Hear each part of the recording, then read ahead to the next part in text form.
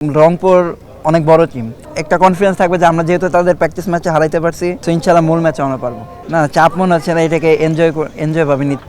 আলহামদুলিল্লাহ, যেহেতু ওরকম অনেক টিম আছে ওরকম প্র্যাকটিস করার অপরচুনিটি পায়, সেক্ষেত্রে আমরা এরকম একটা এনভায়রনমেন্ট একটা প্র্যাকটিস ম্যাচ খেলছি। তো আমাদের যেহেতু জয়লাভ করছি, খুবই ভালো শেপে থাকবো আমরা। সো এই দিক থেকে আমরা আসলে খুব লাকি। এই টাইপের ম্যাচে তো জয় পরাজয় অতটা মুখ্য না, বাট যতটা গেম টাইম আপনারা পাইছেন আর কি, বলাররা বোলিং করছেন, টিমের তো একটা এনভায়রনমেন্টের ব্যাপার আছে, সবাই অপশনের পরে বোঝাপড়ার একটা ব্যাপার আছে, ওইটা থেকে কি অন্যদের থেকে আপনার একটু আগে আছে?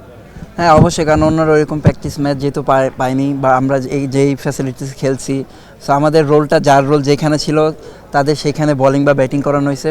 তো ওভারঅল মিলিয়ে আমাদের আর কি একটা ক্লিয়ার প্ল্যান থাকলো যে আমরা কখন কীভাবে কে কী করবে। এইচপিতে একটু রান আপ নিয়ে কাজ করা হয়েছে, আর লাইক যে কোচ ছিল তারেক আজিজ ভাই আর কলিমোর, তো তাদের সাথে একটু পেস বাড়ানো নিয়েও কাজ হয়েছে।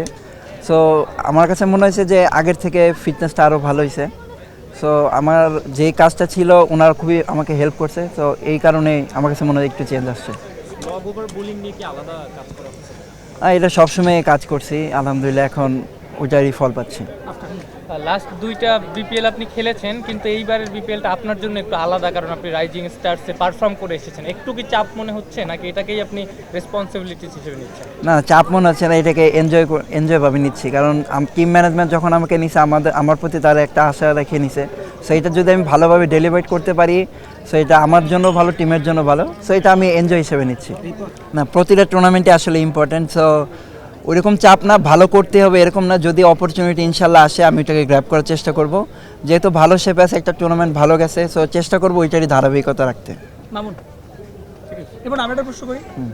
প্রস্তুতি ম্যাচ আসলে মানে রংপুর যখন প্রতিপক্ষ, আসলে যে কোনো হোক না কেন, প্রস্তুতি ম্যাচ রংপুর প্রতিপক্ষ, মানে মূল ম্যাচের আগে কি এটা একটা আলাদা বুস্ট আপ দেবে কিনা?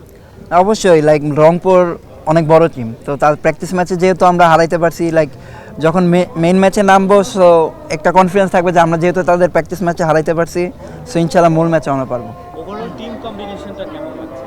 না, আলহামদুলিল্লাহ খুবই ভালো টিম কম্বিনেশন, সিনিয়র থেকে জুনিয়র সবাই খুবই হেল্প করতেছে এবং সবাই সবার রোলটা জানে। সো আমার কাছে মনে হচ্ছে যে খুব ভালো একটা টিম কম্বিনেশন।